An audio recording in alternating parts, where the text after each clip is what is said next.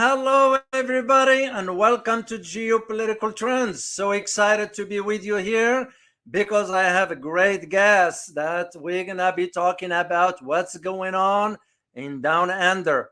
He's someone that I trust, and you have a lot to sort of the information he's gonna share with us today. Is you won't find it anywhere else. So let me bring, without wasting any time here, guys, I'm gonna bring in Robbie Barwick. Here you are. Hi, Robbie. Hi, David. How are you? Good, good, good. Good to have you and good to see you. I know. How was your trip, by the way, to Canberra? I believe you went to Canberra, right? Yes, I've been to Canberra a couple of times since we last spoke, but I was in Canberra last week. Yes, Wow. very good. Canberra and Sydney actually, because I live in Melbourne. Yeah. So always I find I've got to go to Canberra as often as I can to talk to as many politicians as I can, because left to their own devices, they don't make much sense. So they need some high quality input. And one of the themes of the week was our overriding concern that we have to stop the rush to war, and so we're building up support for our coalition against AUKUS and against war. Indeed. Well, that's what we're gonna be detailing today. I can't wait to hear your inputs, your insights, your assessments. You're somebody on the ground, politically speaking. So, but before we get into all this, for my viewers who are not very familiar with you, can you please provide us like a brief bio about yourself, and this way they know who you are? All right. Well, I'm the research director of the Australian Citizens Party. I've been in politics for the last 30 years this year, actually. I've been full time in our party. I got into politics because there was a recession in the early 1990s, and I saw that the government policy was making it worse. And the Citizens Party was a party with a solution, because our party is we're called the Citizens Party because we want to break the left-right divide. We think that you can actually have a platform that represents all citizens, not just a section of the community. And we focus on those ideas, and we stand for Australia's sovereignty and Australia's economic development to benefit people. And so I'll just highlight two policies quickly. In terms of our sovereignty and economic development, our main policy is for a national bank. We used to have a public bank, a great bank in Australia, owned by the government. And that bank took the responsibility to invest in Australia and serve the people and make sure the financial system served the people. And then it was privatized in the 90s. And since then, our financial system has gone as crazy down the gambling casino path as the British and the Americans and the Europeans, etc. And we're really paying the consequences of that now. The other policy that also is about sovereignty is opposing war, because there's lots wrong with our economy in Australia, but the one bright spot in our economy is our trade relationship with the biggest and most successful economy in the world. And that trade relationship was growing fantastically, and it was benefiting Australia immensely. We probably have the most generous terms of trade with China of any country on earth. It's over $120 billion for us as a surplus. And for the size of our economy, that's huge, right? $120 billion annual surplus in our favor with our trade with China. Yet suddenly, because we are so tied to the United States and the United Kingdom, the US took a strategic turn against China, and we've had to go along with it. And now we're risking all that. We're not just risking destroying our trade, we're risking our very lives, because we are being talked into becoming a proxy for a United States war against China, which will be a war of annihilation against Australia. It is insane at all levels. But unfortunately, David, we're the only political party that's taking it head on. There's a lot of concern out there, but people are timid to take it head on. We take it head on, because when we see something is nuts, is insane, we say it's insane. And we're hoping the strength of our voice helps to change opinions in Australia. Well, great. And we're gonna get into later on into the strategic vision for the Citizen Party, and I'd like to have your intake in that. But let me ask you this, and we're gonna have it just in form of a conversation, Robbie. I did the research about Australia, especially when it comes down to the last 25 years, economically speaking. And I had the hard data. I had access to hard data, to the information as far as how the economy was performing. Now we're hearing a different story. And I Mm. know because of what took place with China, China cut off the trade. Now there is an emerging problem in Australia. It has to do with housing. And what surprised me the most is that the prime minister himself, who came from the projects, right? He used Yep. to live in a Yep. housing that was provided by the government. Why is he taking a hard turn on the citizens and makes it very, very hard for them to afford the housing, knowing he came from that? Well, that is the $64,000 question. This Prime Minister, David, has proved to be an extreme disappointment. The only reason he got elected is because the one before him was so terrible, so bad. Scott Morrison, still in my view, is the worst Prime Minister in Australian history. And anyone would have beaten him in an election. And the person we got, Anthony Albanese, happens to be, if he has good impulses, and sometimes he does things that make you think maybe he does have good impulses, overriding that is extreme timidity, political timidity, where he's more intent on following this formula of thinking, well, to get elected, we have to sound like the other side. And then to stay elected, we have to govern like the other side.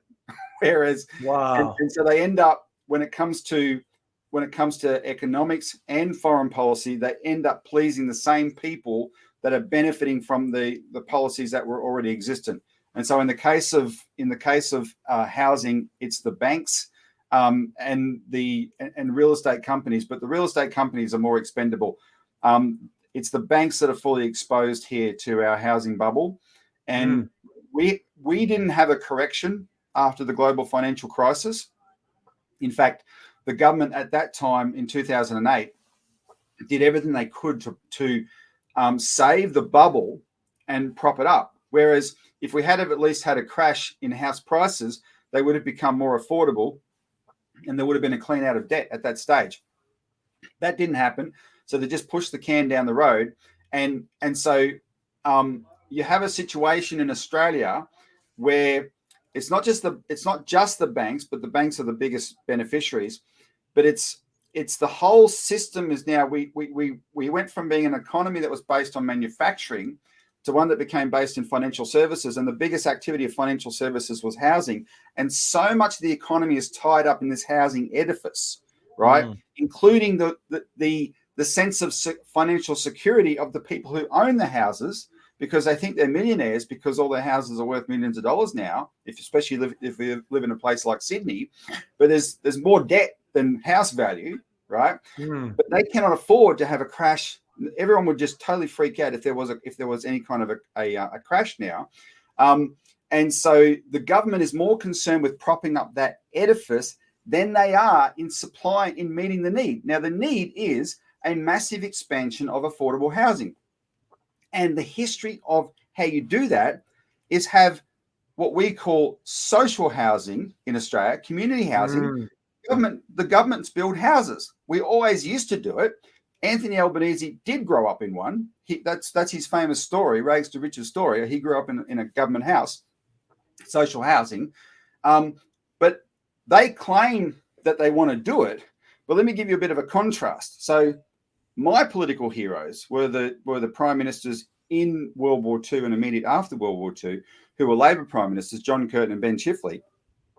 And Ben Chifley, back in 1945, he used the Commonwealth Bank, which is the bank we want to bring back, to fund the biggest expansion of social housing in Australia's history. And at that time, they built 90,000 houses in a decade. Now, you got to understand we had a much smaller population then, probably less than 10 million people, right? Yeah. That was a big expansion of social housing. What Anthony Albanese is talking about is 30,000 houses in a decade, even though he's bringing in 400,000 more people a year, only 30,000 houses extra over a decade. And the way he proposes to fund it is they put up a $10 billion fund. Well, they want to pass a law to be able to do this. Put $10 billion essentially in the stock market. So government funds in the stock market, which has the effect of helping to push up the stock market, right? Prop them up, and use the return on that to eke out a few social houses a year to get to the 30,000.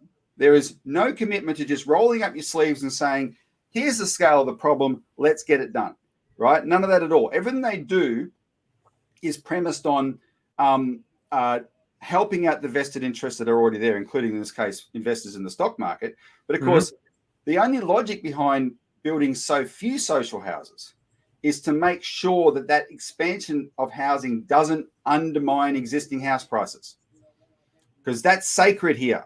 Even though if you own a house, you feel like a millionaire, but then so on the one hand, you pat yourself on the back and say, look how wealthy I am, I own a house, but you're also in your 60s or 70s by the time you do.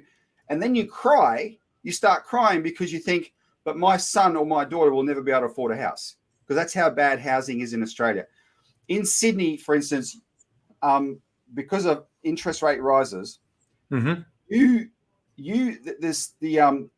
wage, your salary, the minimum salary to be able to afford to buy the average house in Sydney now is over $250,000. That's what you have to have. It's completely unaffordable.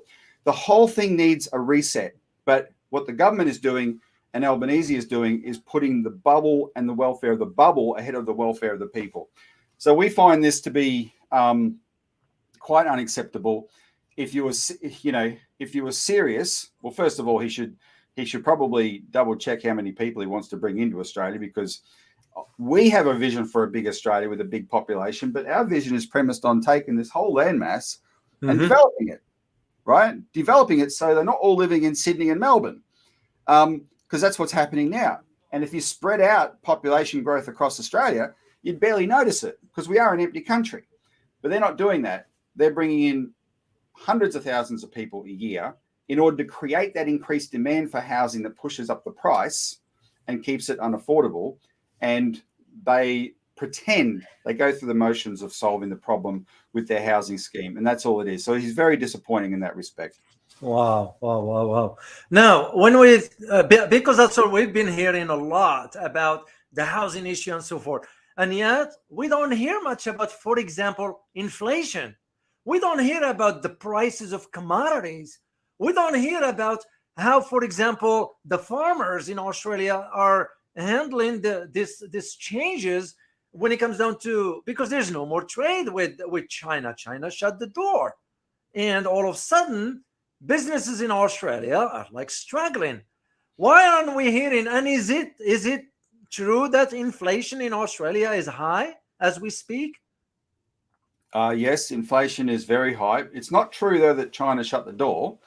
What happened was China put up some barriers against specific commodities, and essentially it has now unwound most of those barriers. The one last week that it unwound was on barley, and now the only one left is on wine. And we have a very large wine industry in Australia. We're big exporters of wine. So that still hurts, but the rest of it is actually pretty much back to normal. And that's a sign of goodwill on China's behalf. However, that's just on that front. That's the trade front where there has been improvement. In terms of inflation, it's crushing everybody. And a lot of it is, we've had 15 years of money printing by central banks, essentially, right? And now that's spilling over into the rest of the economy. But we've also got some pretty serious profiteering by corporations. We've got the effects of the sanctions on Russia over Ukraine. And so for people like farmers, their inputs are sky high, and their important inputs like fertilizer and fuel, all that's gone sky high. Energy, the price of energy in Australia is just mind-blowing. Electricity, gas, etc. Because we've engineered it to be extremely expensive. It doesn't have to be expensive. Australia has all the natural resources to have the cheapest energy in the world, but we let investment bankers run it, and then we made it worse by the sanctions that we put on Russia. We vie with Qatar to be the biggest gas exporter on earth, but we export gas at a fraction of the price that the Australian public pay to use gas in our homes, right? So we're all being, and Australian industry pay. So we're all being charged through the nose by what's essentially a cartel that runs our gas industry. And the government is very, very reluctant to intervene and provide any kind of equity and justice for the Australian people who ultimately own the gas. So that system's rigged against us. And all these factors are what's driving up inflation. And then, as you know, there's components to inflation, David. So in Australia, we call it the CPI, Consumer Price Index. Consumer Price Index. And that measures the price rises and falls in all these different areas. But that's not raw data because it's statistically manipulated. It's weighted. And this has always been the problem with inflation. In fact, I know a little bit about the backstory of inflation. In the 90s, under Bill Clinton in America, they revised the way they counted inflation.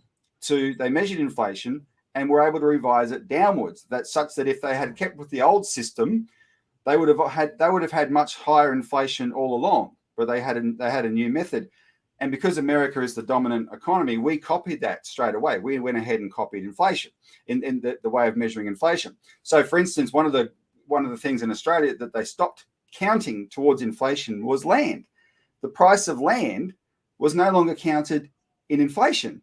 And that's been the case since the late 1990s. And, of course, that makes it ridiculous when we've had this explosion in house prices, right, where the price of land's gone through the roof and it hasn't been shown up in the inflation figure. So we've had high inflation all along.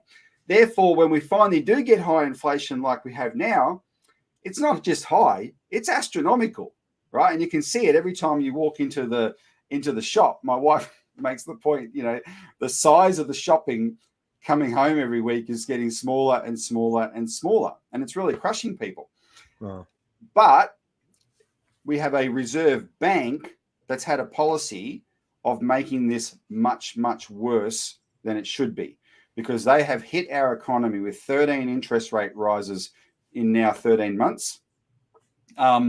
We've gone from 0.1% official central bank cash rate to over 4% official central bank cash rate. The interest that people are paying who have mortgages that they're paying has gone from, it got as low as 2%. And in some cases, some people might have got a really generous mortgage of 1%. But we have these variable rate mortgages here, David. We only have fixed rates of mortgages for a very short time at the beginning, like 2 years, 3 years, sometimes 5 years, but no more than that. So they're all resetting. Those interest rates are resetting from 2% to 7%, right? Wow.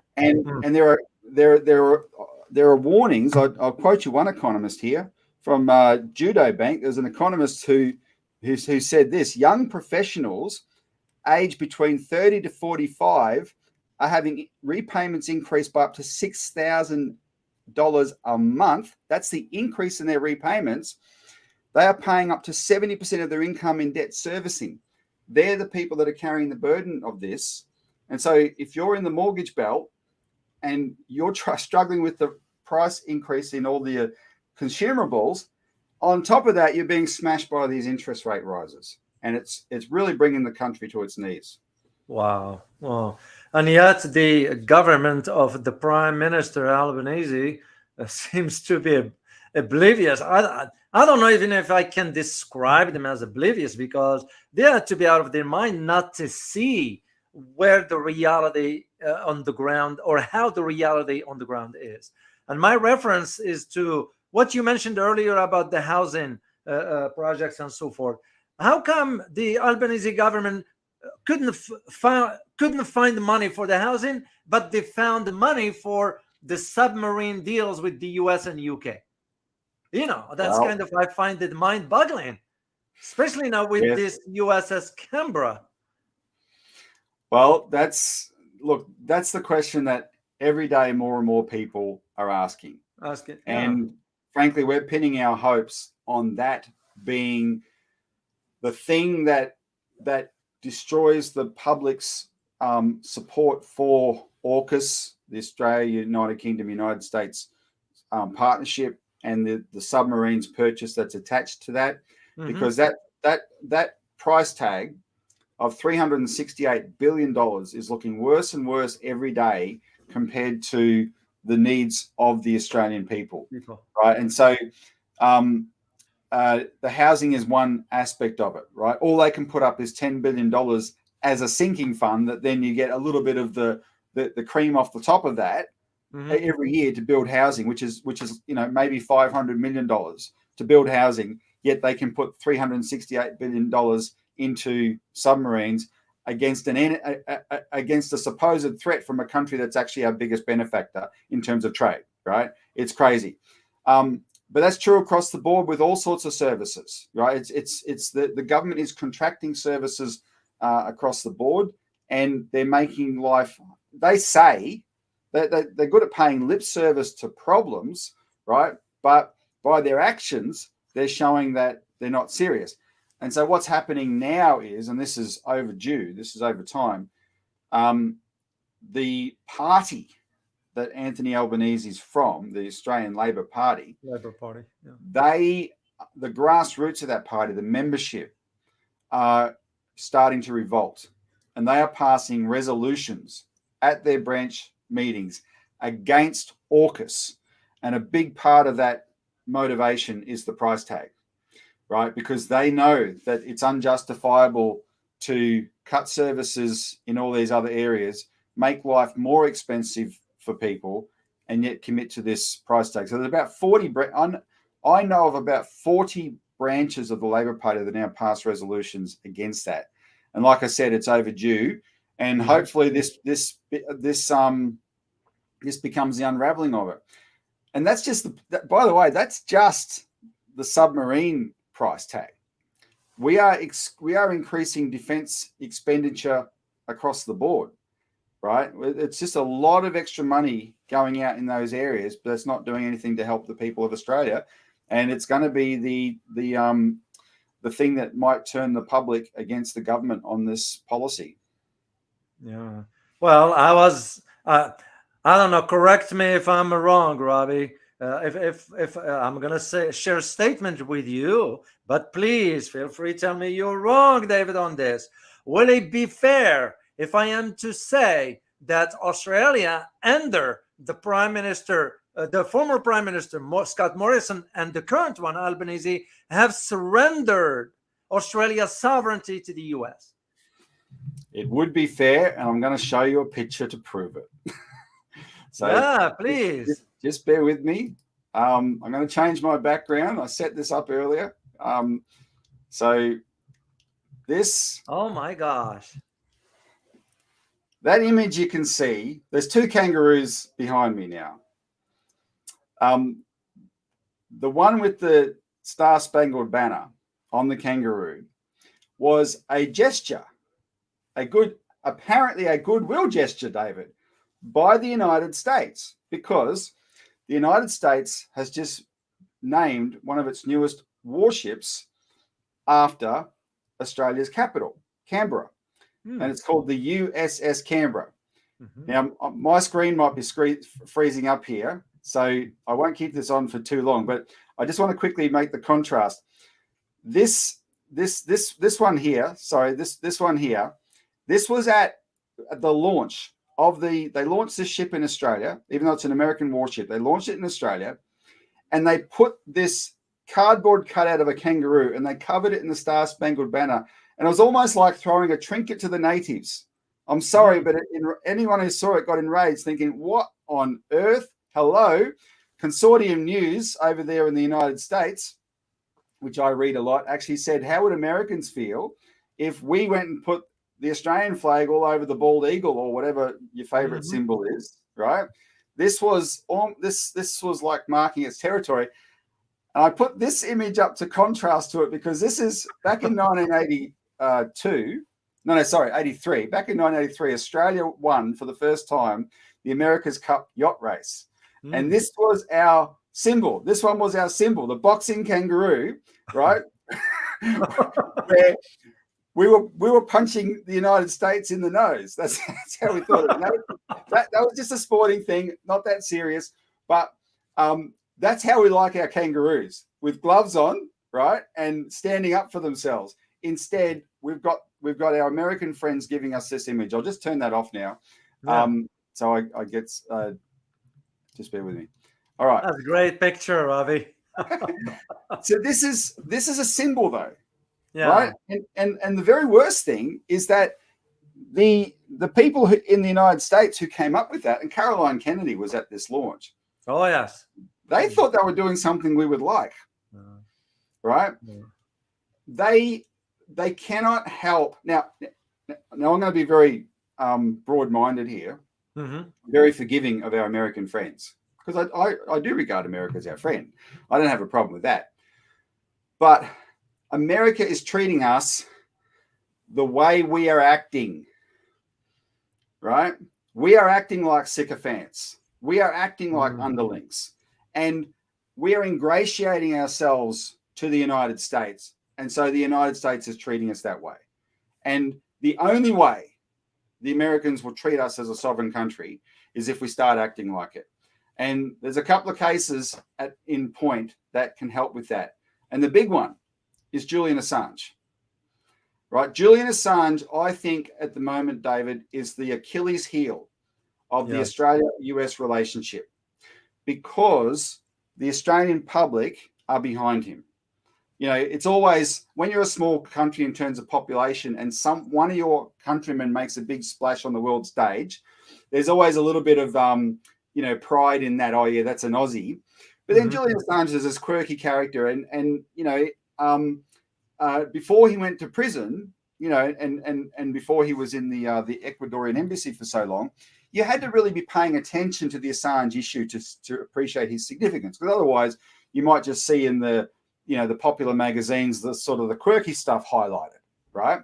But if you watched Collateral Murder, the video, and saw the crimes that he exposed, then you realize, hang on, he really did damage here to the Anglo-American empire, and that's why they're going after him. But that's people like me. Most people, it's like, oh, he's an Aussie, etc. What do I think about him? Most of our politicians at the beginning were like, well, we very much disapprove of what Mr. Assange did. That was no good because they were too busy trying to press the United States. But as this has dragged on, and especially as he's been in prison, facing this extradition for a crime, for charges on something that he didn't commit in Australia, like he didn't break the law he wasn't in the United States. So this is extraterritorial.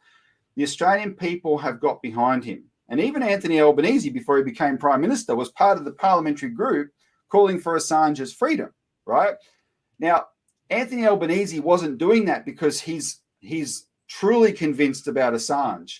He was doing that because he knew it was popular. This is now, Assange is a popular figure in Australia now. The public are behind him. And 2 Fridays ago, Anthony Blinken came to Australia, and we all have been told that the Prime Minister, Albanese, and Penny Wong, the Foreign Minister, have repeatedly told the Americans that the Assange's case must be brought to an end. It's enough is enough. That's Albanese's words. Enough is enough. So Anthony Blinken was at a press conference in Brisbane beside Penny Wong, and he shat all over our country because he was asked about Assange, and he didn't even have the grace to say in public something that could support the Prime Minister's position, right? Wow. Without committing himself. He didn't have the grace to do that. He doubled down and said, Assange is facing serious charges, and we are 100% justified in going after him. And I put out a tweet saying, that was the lapdog, us, because Australia is acting like a lapdog. That was our owner saying, down boy, right? In public. It was disgusting. And you can get mad at the Americans all you like. We've got to stop acting like a lapdog. And the government, Albanese and Penny Wong, are feeling intense pressure on this. Penny Wong should have gone back into the building with Blinken and torn strips off him, right? She should have waved her finger in his face, right, and treated him like Americans treat any other country they choose to, right? Because, frankly, in terms of America's plans, right now, they need us more than we need them, right? We've followed them into every damn war. We have shown nothing but extreme loyalty, far too much loyalty. We've committed war crimes with them. We are a party to their war crimes. We should be hanging our heads in shame, and we cannot even get them to, for the sake of Albanese's political position, to back off on the Assange prosecution. So this is an interesting part of this issue, and it does come down to the question of sovereignty, and that's how people are starting to see it. And David, I just to illustrate like the zeitgeist here. Yeah, the media in Australia is very much like the United States, where nowadays no one respects the media as impartial. It's all seen as very politicized, right? No one thinks, these journalists are impartial. Whoever you work for, you shill for. That's how people see the media now. But we can all remember a time when we didn't think of the media that way. We saw the media figures as people who tried to be impartial and objective, etc. Right? That's true. There's a doyen. There's a media figure in Australia named Laurie Oakes who hails from that time. So he's a much older man now, but that's what he's known for, right? And he tweeted last week about this Assange incident and Anthony Blinken. He said, "Show some gumption, Prime Minister," right? Gumption meaning backbone. If even Laurie Oakes is saying that in public to the Prime Minister of Australia, if he's coming out of retirement to say that, that shows you what people are starting to think. It's representative of the whole country. So that's a sovereignty issue. And the other one is, I showed you this map last time. Yeah. We're effectively ceding the whole north end to the United States military. We are allowing such a massive buildup of military assets in Northern Australia in order to be targeting China, again, our number one and most important trading partner. You look at it and you go, we do have no sovereignty left, right? And the politicians, no one in the building in Canberra is game to speak out against this in sovereignty terms. Yet all their predecessors, last time you and I talked about Paul Keating, but I can tell you, Paul Keating's just the latest. All their predecessors, all the previous generations of politicians would have found this completely unthinkable, because they're always friends of America. They're always allies of America. They've been allies since 1949. And in World War II, right? I mean, there's reasons to be close allies with the United States in principle, but we've gone to this, we're allies of these neocons, and we've subjugated ourselves to them. And if you look at the scale of that, we absolutely have no sovereignty left. And one of it's not just nuclear submarines, it's nuclear equipped or nuclear capable B-52 bombers are now going to be stationed up there in Darwin, top end of Australia.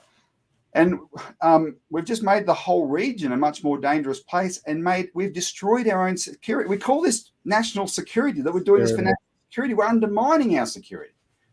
Yeah, for sure. Well, this is no different than, for example, with the Philippines and South Korea and Japan. I mean, they're all going in the same direction that I see. And this is why, I had to think hard before I start to feel comfortable using the term surrender of sovereignty when it comes down to Australia. Because I look at the leadership and I look at Penny Wong, I look at Prime Minister. I mean, they're so weak, politically speaking. They can't take stand. And I know some Aussies, I worked with some, I met some, they stand their ground on principles, but with this current government is kind of, and that's why I felt comfortable using the term. So this leads me to, go ahead, Robbie. One final thought. It's why I'll reiterate, the Assange issue is the Achilles heel. Yeah. Because just the contrast to that and say China, I'm outspoken on China and saying to the Australian people, our relationship with China is beneficial to Australia. But most of the Australian people have been influenced by the propaganda against China. So they're not, the Australian public have all these, fears about China that have been incited in them. So they're not, if Anthony Albanese is going along with the Americans against China, people aren't questioning that as much. But Assange is the thing where the whole public are behind this, such that it's not just Anthony Albanese calling for his release, it's even the opposition leader, right? The opposition leader, Peter Dutton, I mean, he's a thug, right? Yeah. Every time I see him, I've got the Darth Vader music in my mind. Dun, dun, dun, dun, dun, dun. He's Mr. Five Eyes in Australia, right? America, he's that close with the whole American Five Eyes establishment. Yet he's called for the end of the Assange thing. So it's a bipartisan position. America knows the whole country wants this, right? And if they're going to be so bloody minded and so arrogant that they refuse to budge on it, they will destroy their own standing in Australia. And I'm saying good. Yeah, it's about time to see some new faces and like the Citizen Party, your party, for it to move forward in the political process. Because I think, and I'm an outsider, I'm not an Aussie, I'm an outsider, but I do have an understanding about the geopolitical landscape in that part of the world. Yeah. The time is upon Aussies now to have a different leadership, different perspective, different point of views, and different people at the helm of power. Yep. Because enough of Labour Party, enough of the old school per se, and I think it's up to Aussies now to decide. You either change doesn't happen on its own. You make change happen. That's the way I see it. So let me get your take, Robbie, on you got a neighboring country to yours, and that's by the name of New Zealand. You don't hear much about New Zealand here. We don't hear much about it. So most Americans, you ask them in New Zealand, where is New Zealand? Like, what? all your rich people flew to New Zealand to wait out COVID in 2020. Yeah. furthest away they could get. Interesting. So I'd like to have your take on how do you assess the recent decision by the foreign minister, Mahuta, when she straightforward looked at Secretary of State Anthony Blinken into his eyes and said no to AUKUS? Well, her words were excellent, and they were like a shot heard around the world. Actually, all my enemies in Australia winced. There was a lot of weeping and wailing and gnashing of teeth over her saying that, because what she said was, she was asked, because Anthony Blinken visited there before he visited here. Yeah. And she was asked, would New Zealand join AUKUS? And she was pretty emphatic. She said, we will not sell our souls to join AUKUS. Now, that's very, very strong language. Wow. And that's why all these people associated with the Australian Strategic Policy Institute, that the US government funds in Australia, in Canberra, to pump out all this anti-China propaganda and pro-war propaganda. It's funded by the big weapons companies as well, like Lockheed Martin and BAE Systems. The people associated with that, they were all up in arms about, no, New Zealand doesn't get it. New Zealand's got to toe the line. And even yesterday, the Australian newspaper, which is the only national newspaper we have, and it's Rupert Murdoch's flagship newspaper in Australia, so it's the News Corp flagship. They had an editorial where the editors editorialized that New Zealand better get with the program. New Zealand better fall into line here, right? Because we white people involved in Five Eyes, right? Of white five-eyed people of the world unite, because, New Zealand makes our position actually look really ridiculous, David. Our official position as Australia is, we are so insecure down here in the bottom of Asia. Look at all those Asians, billions of Asians above us. They're a threat to us. We need America for our security, right? That's our position. We are telling the Americans, you must stick here with us and be secure. We freaked out more than America did when Donald Trump got elected and said, we don't want to be the world's policeman anymore. And half the people in Canberra wet their pants. Oh, no, what would happen to us if we didn't have America's protection? And the smarter people in Australia go, protection from what? You're inventing a threat that doesn't exist. So that's our position. New Zealand, which is a much smaller country than us, has about 5 million people. We have 25 million people. but they're very similar to us in every other way. They just have a slightly different accent. You probably couldn't tell the difference if you're listening to me or a Kiwi, but they have a slightly different accent. That's all. Very similar histories. In fact, they could have been part of our country when we federated in 1901, and they chose not to. Their attitude up until now has been, well, we get on fine with Asia, thank you very much. We're not afraid of Asia. We want to do deals with Asia. In fact, New Zealand did the first trade deal with China of any country. New Zealand did it, right? So they've been going along well. However, they're now coming under enormous pressure. So the good thing about the New Zealand Foreign Minister's statement is, the language she used and how emphatic it was. Unfortunately, it's getting to the point in New Zealand where that is starting to become just words, because she had no option but to say that, because of the history of New Zealand going back to the 80s. So in the 80s, the Labor Prime Minister then, David Lange, made a name for himself by ordering US nuclear warships out of New Zealand, right? And New Zealand became a nuclear-free zone. And New Zealand has been a leader of the nuclear non-proliferation movement, right? And for the abolition of nuclear weapons. That's New Zealand's policy. It leads that at the United Nations and things like that. And the problem with and so they were essentially suspended from the ANZUS alliance, what we had, Australia, New Zealand, United States. They were essentially suspended from that. And their attitude was, so we're fine. Because they didn't feel any kind of threat, because there is no threat. Yeah. New Zealanders are pretty proud of that, right? That position. And the problem with anything to do with AUKUS and NATO is that brings New Zealand back under the US nuclear umbrella, which is against their stated position. So what she was saying is, no, we're not going to have anything to do with AUKUS. They see how difficult it is for Australia to justify the nuclear enabled B-52s in Darwin. We're party to a treaty in the Pacific that says we will not have nuclear weapons in this country. Yet we're trying to find a loophole to allow us to, as long as the Americans don't tell us whether they've got nuclear weapons, we won't ask. It's like a don't ask, don't tell policy. And therefore it's Schrodinger's nuclear equipped B-52, right? If we don't know, we can pretend it's not there, and therefore it's legal for it to be in Australia. So we're twisting ourselves in knots to try and justify this. And the Kiwis clearly don't want a part of that. However, I have a friend who's a former foreign minister in New Zealand, Matt Robson. I interviewed him on my show last year, and Matt is keeping me updated on this all the time. The position is very much weakening, and it's weakening because of the Five Eyes.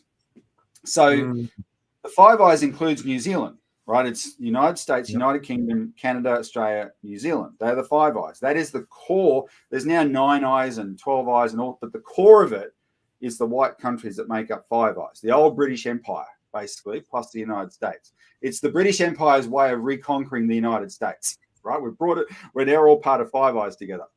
But New Zealand, there's a joke. In the Five Eyes, New Zealand is the one that's winking, because New Zealand hasn't been with the program of everybody else.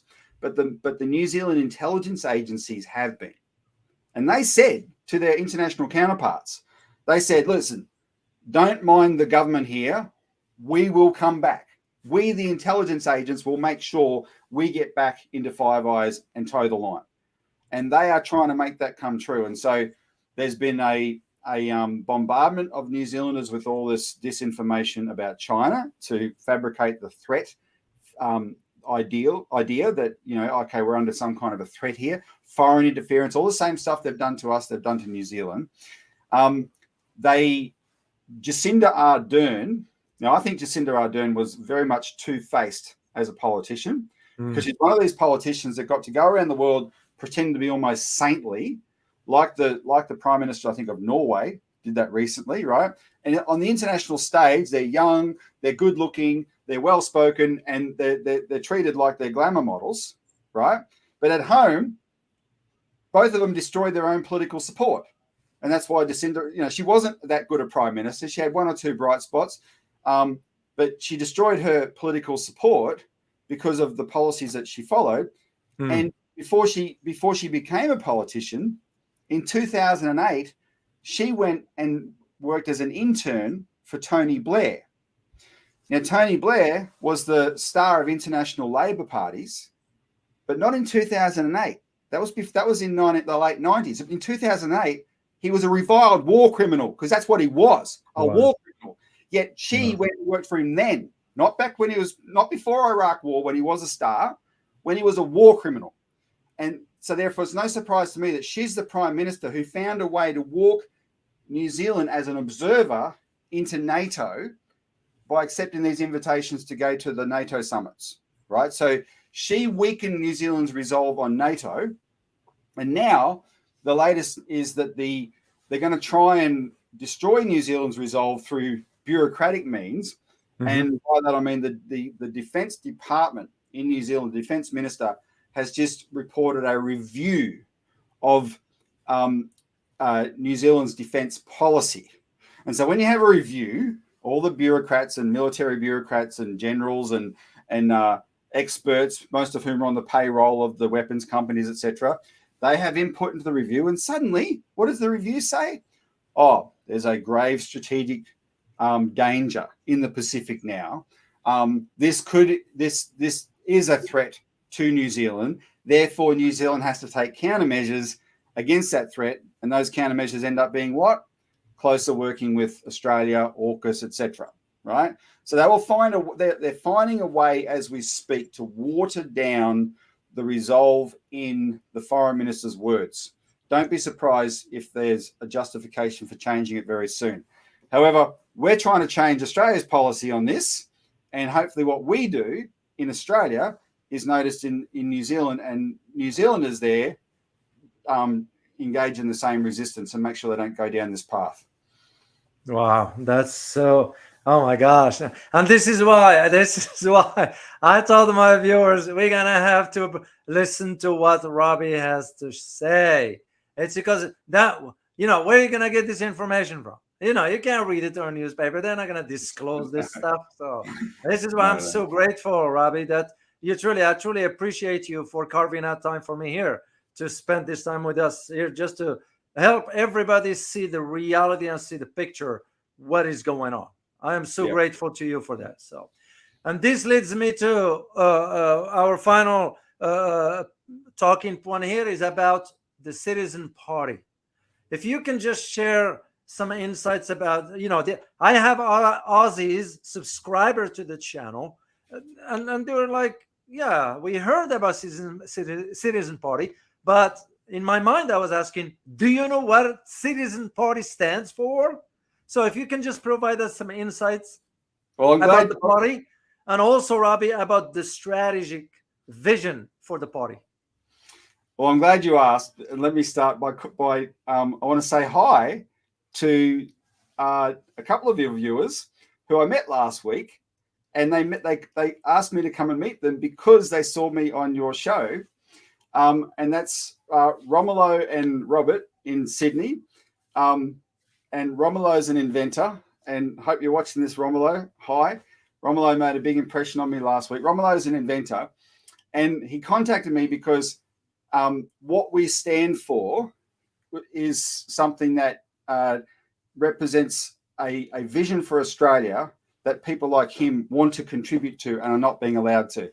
In his particular case, he's invented a technology that would be transformative of energy production in this country, and not some of these free energy things that you hear about. But I'm talking about something that's actually good for the environment, good for energy production. He's invented it, and like so many people before him, he's come up against bureaucracy in this country that has no commitment to developing Australia as an industrial country anymore. Whereas once we were, right, and that was all dismantled. And the vision for our party is we want to get that back, right? So in World War II, we had an economic miracle, and it was brought about by these two prime ministers I mentioned earlier, John Curtin and Ben Chifley. They were the ones that started our alliance with the United States, but they did not enter into an alliance from a standpoint of sycophancy or begging. right? It was the standpoint of sovereignty. And they were, John Curtin allied with Franklin Roosevelt. That's who he was allying with, right? And they shared a vision of what the world should look like. They did not share, or they died. They both died in office, unfortunately. So they did not get to share, see what happened to the relationship. But what they were committed to was developing Australia. They used the Commonwealth Bank, and the idea of a national bank was invented by an American, David, Alexander Hamilton, right? Yeah. And they took Hamilton's concept. They used ours was called the Commonwealth Bank, and they made it invest in the economic development of this country, such that after at the end of World War II, we had the most debt in the history of our country, 140% of GDP. But they had the vision to embark on the most expensive project in our history, which was a 15%, it cost 15% of GDP, the equivalent of $300 billion now. But it was an engineering energy project called the Snowy Mountain Scheme, and it provided abundant water, and it's one of the 7 engineering wonders of the world. And it provided abundant water and power for Australia and really kickstarted our development. By the mid-60s, manufacturing that was supercharged in World War II had continued to grow to about 35% of our gross domestic product. It was manufacturing. We were a manufacturing powerhouse in this country. Manufacturing is now at less than 5% of our gross domestic product. It's all been dismantled. And there's been case in this latter decade when it's all been dismantled, multiple decades from the sort of the 80s onwards, there's been cases after case after case where Australians have come up with fantastic development ideas and technology ideas that could have been manufactured here and sold to the whole world. And nobody in government has had the vision to back them like they did in the past. They would have used the Commonwealth Bank as a development bank to fund it. They couldn't get even any private backing in Australia, let alone public. The government didn't want to be involved in the economy anymore. And the private banks, all they're interested in is the financial casino and housing, right? And so they've lost all visions. We've lost case after case after case of fantastic technologies that have been stolen overseas. When I say stolen, I'm not accusing the overseas countries. We said, you must steal this from us here. Steal it. We don't want to do it. You do it. And there's Australian technology that's involved in the most advanced industrial process around the world that we get no cent from because of this, right? So that's why he contacted us. So we're trying to, that's sort of an example of the vision we have for this country. Australia is an innovative country. Our history of being an isolated island has forced us to have an innovative streak in the best possible way, but we've been squandering that. And some people say to me, look, you can't go back to the past. And so my quick answer to that is this. We're talking about the economy. And while the basis of the economy has always been, is now, and always will be, whether you can feed, clothe, house, transport, and energize people, that's what the base of the economy is. Can you do those things for your people, right? If you don't get those things right, you can have sports stadiums, right? But they're just going, they're going to become the centers of revolution. The core of the economy, are you meeting the needs of your people? And those needs are fundamentally physical. And then as you get richer, you get cultural needs and whatever that you can afford to enjoy as well. But are you meeting those? And when the answer is no, then borrow the best ideas from the past, right? China is a powerhouse because it has got its physical economy humming, and it's using things like state banks to provide the bulk of the investment to make that happen. And that's what we used to do here, right? And we want to go back to doing that here. We want to encourage our friends in the United States to go back and do that there. I've positioned a couple of strategic books here, David. This is my. I want to encourage people to look these books up on Amazon. Who We Are is America's Fight for Universal Progress from Franklin to Kennedy by a good friend of mine named Anton Chaikin. Look that up on Amazon, especially if you're an American, read it sometime.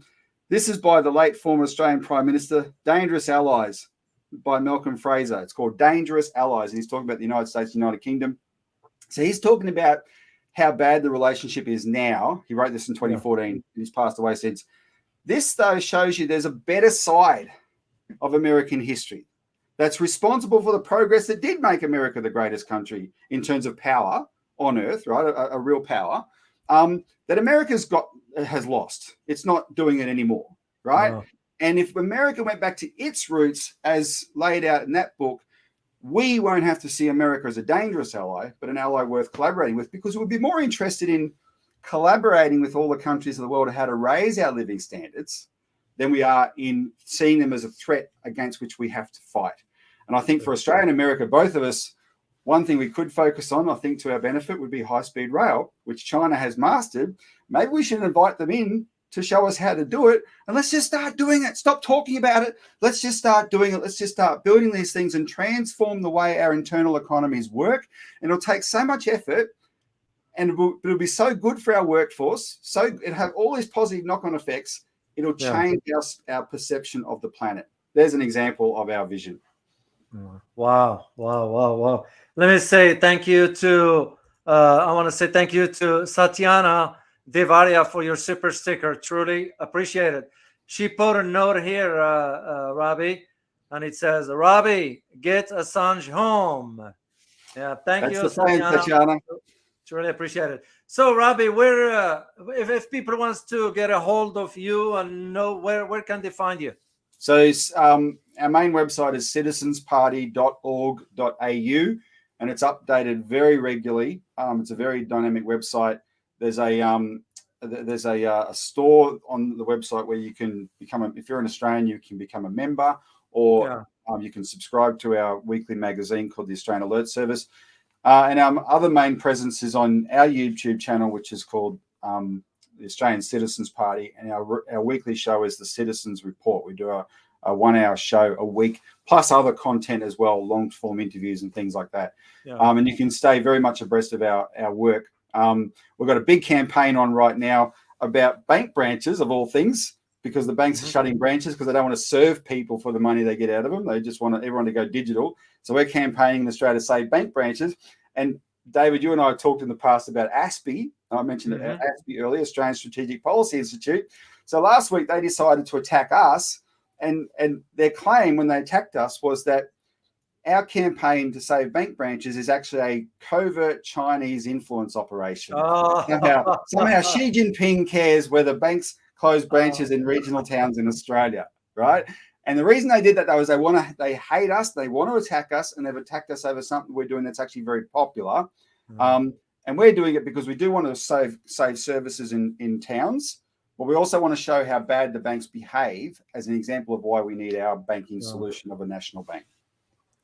Well, great. And I'm going to put all the links to what you said on the description for all the channel's viewers, so they'll have it there and they will access this one. So, well, Robbie, if you're in a real hurry, call our toll-free number 1-800-636-432. If you want to talk to us, someone will call you back.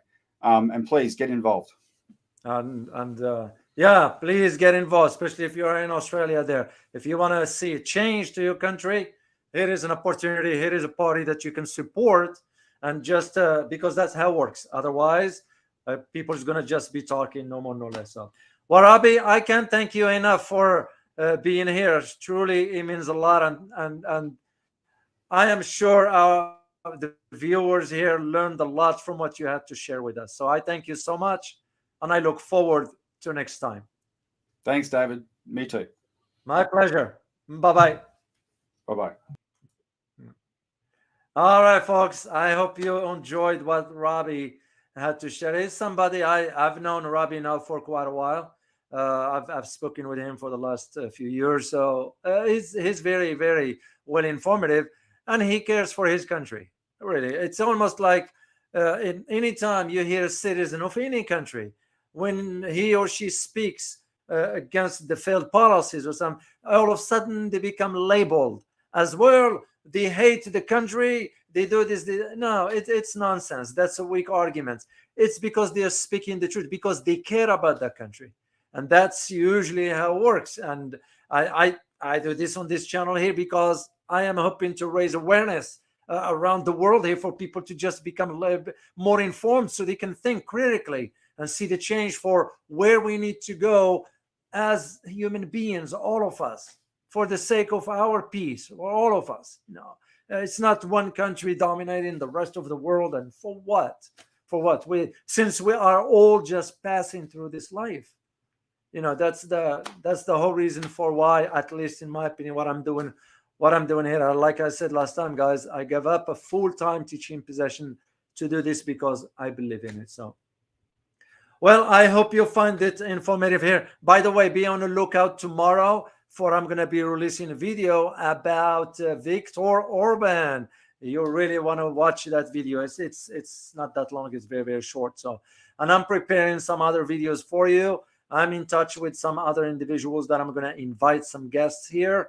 You will be very, very impressed to hear what they have to say. So, as always, I can't thank you enough for your support, and I hope you find this very informative. So, as always, remember, geopolitics impact your daily life in more ways than one. Till next time, guys. Bye-bye.